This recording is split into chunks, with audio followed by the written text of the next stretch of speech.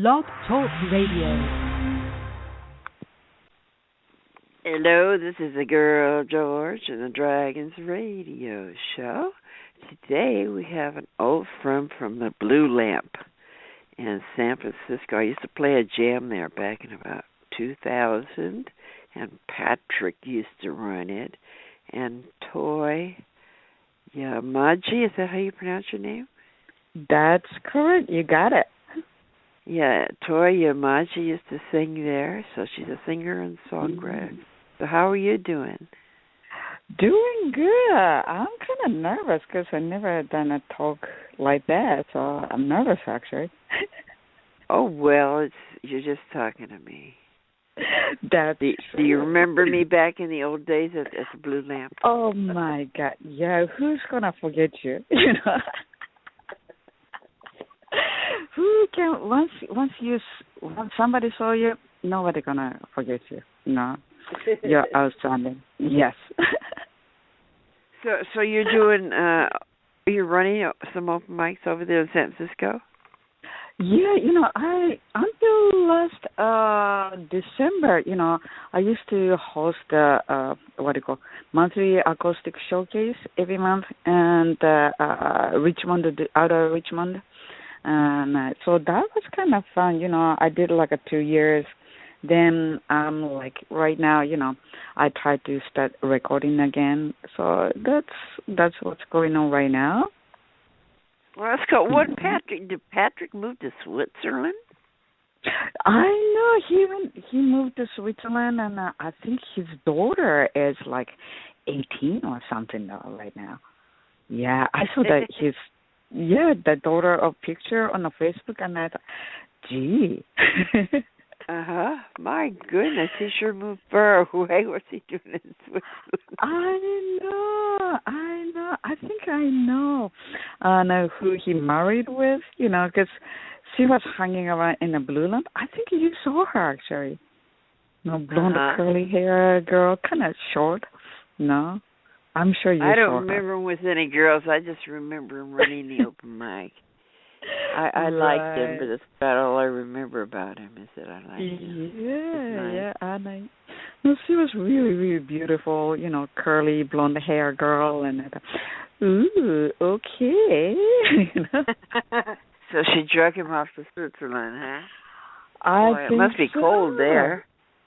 Yeah, actually one of my friends who lives in Switzerland, and at least the air is nice and fresh, I guess. Oh, yeah. Where are you from originally? Yeah. Originally, I'm from Tokyo, Wow. I moved here 92. Yeah, so it's been a long time. Japan? That's Japan? Yeah. What's that? Yeah. I don't know. Yeah, Tokyo, I've never been over there. Right. But at least you had a California, all right? So when did you leave Japan? Yeah, I left in 92 and I straight come to San Francisco. And since then, I just, live here, live there, and about always, lived in San Francisco. What's it like in Japan? I've never known anybody from there. Yeah, and one of my musician friends went to Japan for shows, and according to him, he said in Japan people are obnoxiously polite. I think that's really. Oh, really? Yeah, well, we don't have that problem over here, do we? I don't have they don't have any problem with that, I think, people just like getting obnoxious over here. Well, they're more straightforward. People in Japan is very, very polite. So that's the huge, huge difference, yeah. But people in here more, straightforward. There. We've got such dirty streets and garbage all over the place. I noticed that when I came back from London, that how dirty it was here, because London was really pretty and really clean. Right. And we can and how violent it is here. We're over in London. there was no guns and no violence. Or here you can feel the violence. It's very violent, raw country. But I guess Australia's even rawer. I've been talking to people from Australia, and I think Australia's even rawer than America. Oh, yeah. Like Crocodile Dundee, and they have big knives. Right. Some area of San Francisco is nice. Some area is like, it's kind of harsh. It's harsh. But, I think I enjoy all different characters, microculture here and there, Well, the Blue Lamp was right outside the Tenderloin, but it was in the expensive street on Geary. What was it, Geary and Taylor or somewhere around there? Yeah. But a block over, you had the Tenderloin, which is drug addict. There's a lot of drug addict and a lot of horror. Yeah, they're working on the street. San Francisco. Yeah.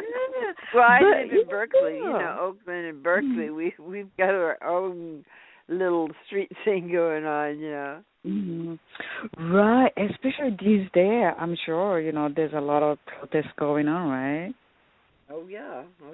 Yeah. I play the Missouri Lounge every week in Berkeley. It's real cool there. Oh, but that's in a real historic neighborhood because that's where the Long Branch was a block from there, and the Cabal, which was like the first coffee house in Berkeley, was where the same Long Branch was, and now they got a Trey S there.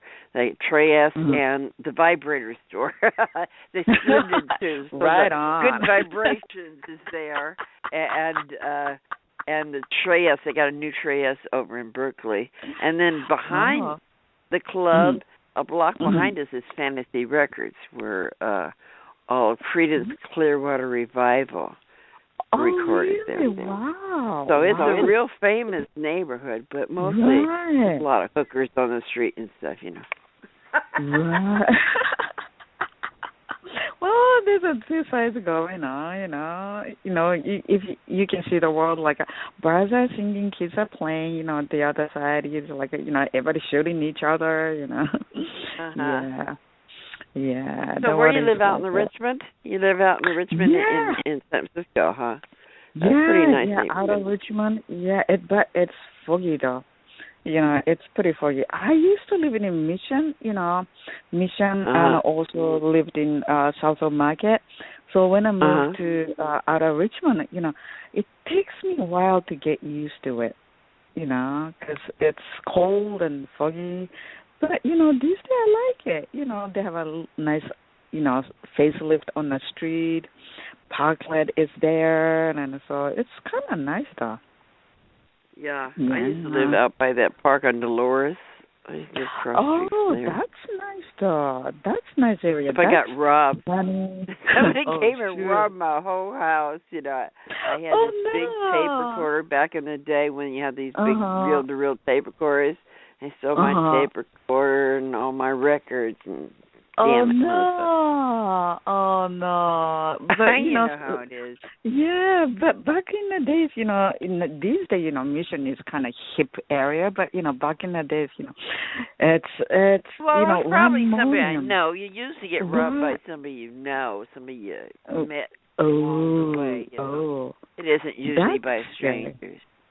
Right. Well, back in the day, you knew a lot of people in the clubs and stuff, and some of them were junkies and stuff, and when they need money to buy their junk, they don't have no friends. They'll rob their fucking mother. Oh, my God. Yeah, that's scary part, though, man. They are serious about it, about how to get it. They can be serious about that. So how long have you been playing guitar? Oh, actually, I started to play guitar maybe when I was like 8 or 10. My sister got the guitar, folk guitar, and I asked my sister, "Can I play a little bit? Could you teach me a little bit?" So that's how I learned guitar. So I've been playing a long time. It didn't get much better, but at least I've been playing a long time. You know what I mean? So how long have you been writing songs? How long have you been writing songs? Yeah, I started to writing a song, when I was like right before I come here, So I've been writing songs maybe like 23 years, something like that. But I don't have, if you hear like, wow, you've been writing songs 23 years, you might have 100 of songs. No, I don't. I don't have much songs. Some people can write songs like boom, but me. Well, for a couple of years here, I got bored at the club, and I decided I was going to write a song every week. So every week I wrote a new song, and then I would read it as I would read off the paper, and I'd have them play the same music, because I don't play guitar anymore. My hands I'm 70. My hands don't work anymore. So I have them play guitar for me. So I have them play one of my songs, which is real fast punk stuff. Right. And I just put the new words on top of it. So I wrote a song every week. It got so I could write in my sleep, because I had to have a new song every week. This was in my head. So I'd wake up and I'd have a new song. On a Wednesday, there'd be a new song. I'd just write it down. I'd wake up. I don't even know what I wrote. Just something that happened during the week, something that went from my head. I'd write it down. I'd do it at the club. So I did that for 2 years, every week for 2 years. So now I can write about anything at any time. It's no problem at all. So if you just set your mind to it, I have got to do it every week. I write topical stuff anyway.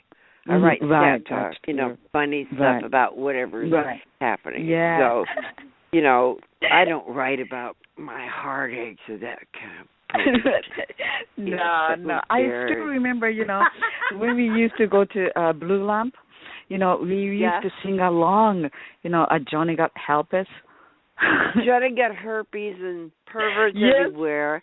I wrote those songs that same way when I was in L.A. at Al's Bar, this punk club. They threw stuff at you if you weren't current and good and fast. And so I'd write new songs every week for them. So I got into it for a couple of years there, where I wrote songs every week. So I had songs about everything, anything that came down the pike. And Johnny Got Herpes came about because I was at the Improv. When I first went to L.A., the only place I could find was a mic was a comedy place, the Improv. And everyone had jokes about herpes at the time. It was like 1983. So they let you do one song. If you're a musician, you can do one song. If you're a comedian, you did 3 minutes. So I wrote a song about herpes because everyone had jokes about herpes, and they loved it. And that was their favorite song for years, Johnny Got Herpes. And you know what my daughter named her first son? Oh, no. I remember you did have my grandson is named Johnny. Oh, no. I said, don't do that, but it's the family name for the father's side, so I had to do it. So my grandson is Johnny. I really hope he's not going to get the help. No. He's only 7 years old, so it gives him some time. Right. Give him a time. Oh, man. Well, but I remember, when you sing that song, in the Blue Lamp, people just, like sing along. Well, they still do. I bring everybody up on stage and make them sing with me and screaming. Yeah, I still do the same thing I've been doing for the last 50 years. Wow. Are you still wearing a cape and a sword? No. I look more sword now. I wear a top hat with gargles on it and a leather jacket, a motorcycle jacket. I look very steampunk. Haven't you seen those pictures I put up there? That was me last week. Yeah. That picture I put up there with me screaming on stage with everyone behind me, that was taken a couple of weeks ago. I still look young in pictures if you take it from above. So I make the girl stand up on the coffee table. Right. And if you take it from above, you still look young. Yeah. Some of the picture, I thought, wow, you're hot. all in angles. Yeah, it's all Because about I'm angles. 70. Yeah. I'm 70 years old, but I dress Oh, cool. really? So Oh, my. costume My. is a lot. You know. Right, yeah. Because, like, yeah, in 20, it was like how many years ago? 20 years ago when I It really was used to about go to 20 Blue years Lamp? ago. It was, Gee, I got scary. back here from L.A. in about Mm-hmm. 1995. 95. Oh, okay, so that's the time. Yeah, that's the time. And I played there for Yeah. quite a while. That was when I first Yeah. got back. Yeah, you are, everywhere you go, you're like a legend. Oh, girl, George here. They may not like me, but they never forget me. Well, at least Some people hate remember me. you. Think I'm so belligerent and obnoxious, and oh well. Well, too bad. Too bad. Deal with it. It's Yeah. what I am. Yeah. Have to be yourself. So, did you get married, have kids, or anything? Yeah, I got married with another musician, Danny Sher, and I got married 10 years ago, and happily no kids. Yeah, no still kids. Married. Yeah, How come still no married kids? and How come no kids? no kids. I'm happy about that. I want to keep playing rock and roll. I don't need a kid. Just kids and me and kids. I'm still kid. In my spirit. It's not my thing. Well, I only had one kid. It was an accident, but I did it all by myself. I didn't get married. The marriage thing I couldn't deal with. Right. Me and guys, that's not too easy. I'm better at being a friend. Yeah. Because I get bored. After a week, I'm bored. I can't deal with it. I'm not, I don't work good under harness, if you know what I mean. Right. And I have to cook, those kind of things, wife kind of thing. But I remember you told me, your daughter, back then, I remember you told me your daughter went to Berkeley, right? Yeah, she went to Cal. She graduated. Now she's going to be a school teacher, 5th grade school teacher. Oh, really? Wow. Yeah. Wow.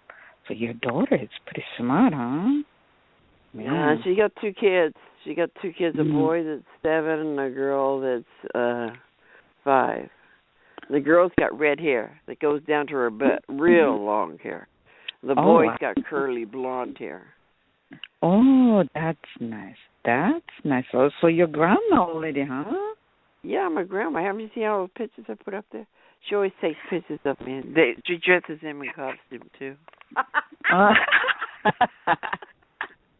Yeah, my grandkids are always in costume as Doctor Who or a kitty cat. The baby calls herself Kitty. Oh, but not a leather jacket or cape or sword or anything? No? Well, they like swords. They like swords. And right on. Yeah. I wonder, where it's coming from. Maybe from grandma. Yeah. Well, my daughter's the one that buys the outfits for them, so she's egging them on. And a lot of my costume came from her, like the gargles that I have. She gave me for my birthday, and now she gave me a ray gun. I got me a ray gun that lights up and it goes around and around. My newest toy is a ray gun I got for Christmas. No, the top hat I have came from Johnny Depp's Chocolate Factory back when, the Chocolate Factory movie was out. It was probably 10 years ago now. It was a Halloween hat, Halloween top hat. So it don't weigh much. So it's really cool. And it's kind of awkward, being this Johnny Depp. So it's a real cool top hat that I wear. Wow. And then she gave me a pair of gargles. So it's like steampunk. For my birthday, I put them around the band of the hat, so there's goggles on it. So I look very steampunk now, but she keeps, giving me toys to add to it. I'm glad you're still, doing like I'm still in that, costume, not the same costume, but a different one. But the one I'm in is more up to date with what's happening now, anyway. So that's good. I've been wearing motorcycle jackets since I was 14, so that's nothing. Wasn't it too heavy? Huh? Wasn't it Back too then heavy? they were really motorcycle jackets. Yeah. That I used to have a motorcycle jacket, back in the 90s, and that was pretty heavy though. I was like, oh my god, I'm gonna have a sore shoulder. It was like, oh my god. Well, I've had many of them, but the one I have now is really cool. Well, it's not as heavy as the sword. The sword is very heavy. And I keep running into things and stuff. And nowadays they're so paranoid about weapons, I could never get away with it. That's right. But the ray gun is like silver and pink, and it lights up and glows and has things that go around in circles. So obviously they ain't going to think it's real, Right. Unless they think ray guns are real or something. Right. Yeah, if you carry the sword these days, Homeland Security, they're gonna sword they would bust me for because it was a real sword. I got a little plastic dagger. It looks real, but it's plastic. It's plastic. It goes in a garter. But you better watch out for the police, though. You might get killed. Now the cops don't bother old ladies. That's right. Right. I'm 70 years old. I dress like a clown. They're not going to bother me. They didn't bother me when I wore the sword. Because I'm a girl. I'm a girl, and I got blonde hair. I'm a 70-year-old lady that dresses weird. They ain't going to fuck with me because I got a ray gun. That's right. That's right. Yeah. And as you say, you're old. They're gonna bother you. Yeah, bigger fish to fry. I'm gonna chase after some old lady that dresses weird. Right. Yeah. They bring me in. They get laughed out of the police force. Oh yeah. Oh yeah. Yeah. That's true, though. Yeah. So, do you host at the Missouri Lounge as well? What? No. I don't host there. I just play there. Oh. Okay. Yeah. This radio show takes up so much of my goddamn time. I don't have much time for it because I've got to book it harder than hell, and then I got to talk to you people.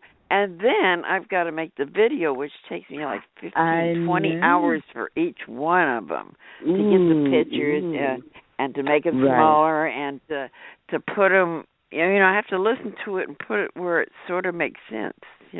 Sort of out of my insanity, I put pictures to what we're saying.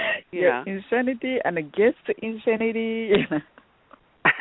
Yeah. So I was running an open mic at the Long Hall in Berkeley for 5 years when I first started this radio show. But I got so caught. It was the same day as I do the radio show. I got so caught up in having to do this that I missed two of them because I just was so caught up in this. It was messing up, and I had to straighten it out, and I forgot to go, so I just didn't do it anymore. But I I was the co-host of the Starry Plow for 8.5 years. I remember. And then I was the host of the Stork Club in Oakland for 8 years. Wow. And then I ran the one in San Francisco at Fisherman's Wharf at the Cafe Francisco for a year. And I remember the Coffee that Gallery. Too. It was a long. It was what was it called? Coffee Gallery was called Lost and Found for a while, and they changed it back to the Coffee Gallery for a while. And I ran an open mic there in 2001, and then that thing in New York happened, and then nobody would go out, so it kind of folded. It's now a Irish pub, the Coffee Gallery. North Beach, which is where it all started. That's where Janice started playing. That's where Kerouac did his poetry and shit. But now they made it half as big because they made a big bathroom in the back. Oh, yeah, we really need a big bathroom. So they took out the stage area and made a bathroom in the back out of it.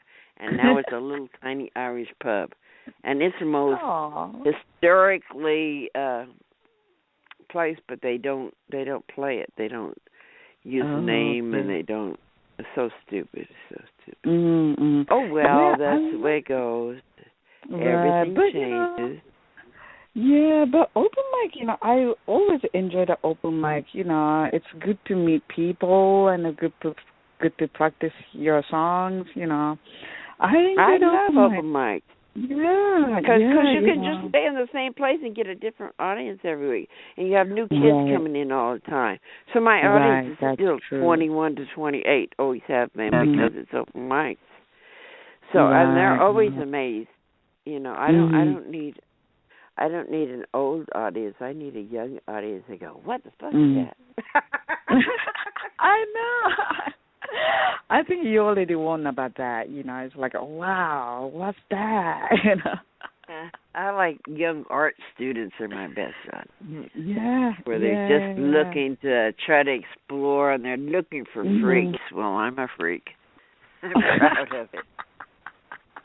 And you're proud of it, Yeah, I work at it. I'm proud of you too. It isn't easy to be a freak. You have to work at that. I don't dress that way accidentally. I didn't just accidentally walk out and look that way. Right. Do Years you wear to develop that style and to develop those songs. I wrote the songs just for them. So my songs and my whole show, my whole look is aimed at an audience like between 21 and 28. So, and now that I'm on the web, I guess it goes down to about 12 years old when they're just starting to look out. They can find me on the web. That's right. Okay, thank you for talking to me. I think our time is up. That was fun though. Come over to the Missouri Lounge sometime and play over there. It's every Wednesday night. You every sign Wednesday up at 7. Yes. Okay, I'm going to check it out. Girl George and the Dragons Radio Show saying, see you later, alligator.